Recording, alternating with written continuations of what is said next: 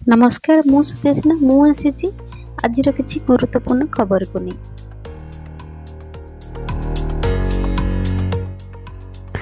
युक्त 3 नाम लेखा फॉर्म दाखल अवधि वृद्धि अवधि बढ़ाइला उच्च शिक्षा विभाग।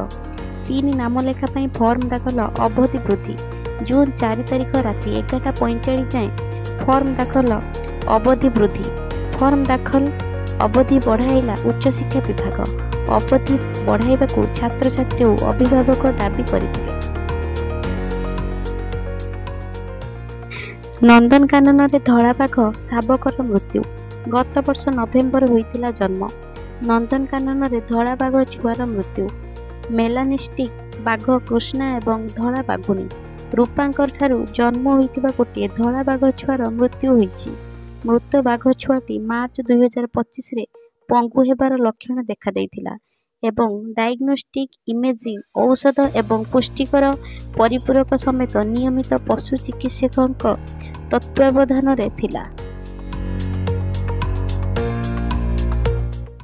रिपोर्ट रे आसिला आश्चर्य कला खबर। अमेरिका राष्ट्रपति भारत को देबे टंका। अमेरिका संयुक्त राष्ट्र भारत को प्राय 2 लाख कोटी टंका $116 बिलियन देबे एवं ताहा पुणी ऋण परिशोध पाई। एने जातीय गणमाध्यम रे चांचल्यकर रिपोर्ट प्रकाश पाई। अमेरिका ट्रेजरी बॉन्ड बिल एवं सिक्यूरिटीज जारी करी भारत ठारू नेइथिला। एही आर्थिक उपकरण गुड़िक ऋण चुक्ति भावे कार्य करे जहाँ निर्दिष्ट समय मध्य सुध सहित ऋण परिशोध करने को प्रतिश्रुति दिए। भारत एवं बॉन्ड गुड़िक निजर वैदेशिक मुद्रा भंडार निवेश करने पाई एक निरापद माध्यम भावे जानिछि। यह सहित जापान और चाइना मध्य भारत एहीपरि ऋण नैथिबा जଣା पड़िछि। पुणी कोरोना भय 24 घंटा 203 नूतन आक्रांत चिन्हट।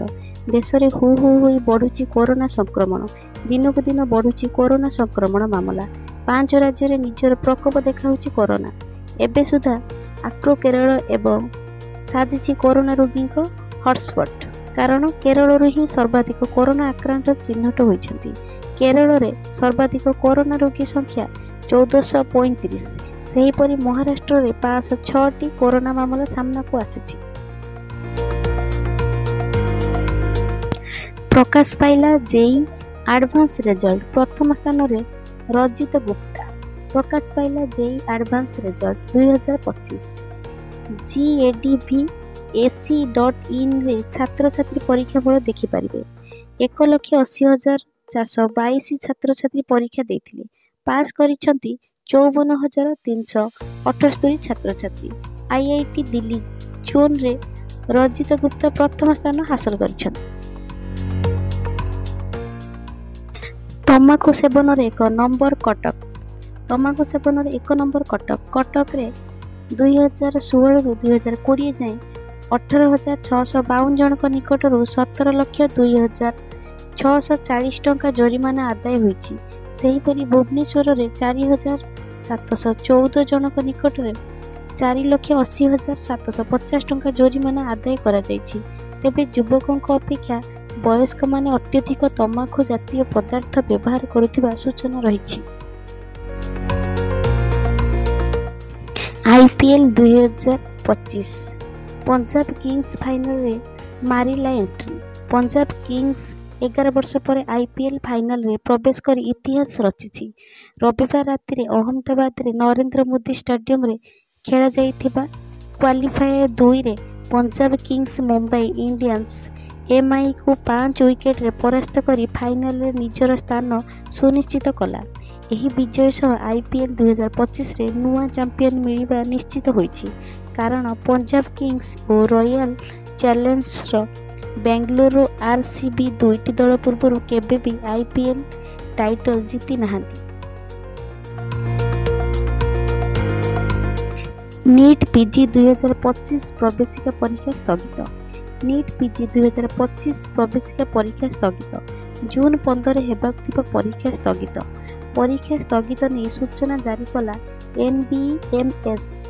2 शिफ्ट बदल में गोटे शिफ्ट रे परीक्षा पाई कहिथिले सुप्रीम कोर्ट। गोटे शिफ्ट रे परीक्षा पाई अधिक परीक्षा केंद्र दरकार।